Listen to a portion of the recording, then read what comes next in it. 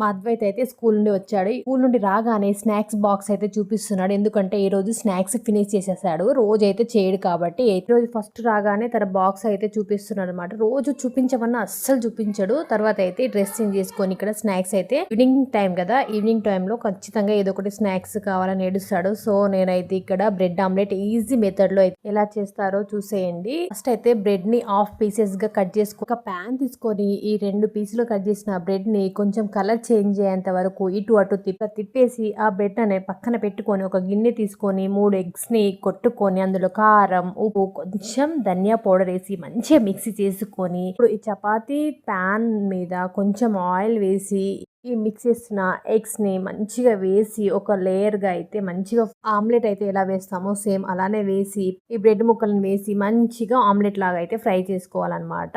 Super గా ఉంటుంది. నేనైతే పిజ్జా లా కట్ చేశాను, ఎందుకంటే మా అద్వైత్కి పిజ్జా ఇష్టం కాబట్టి.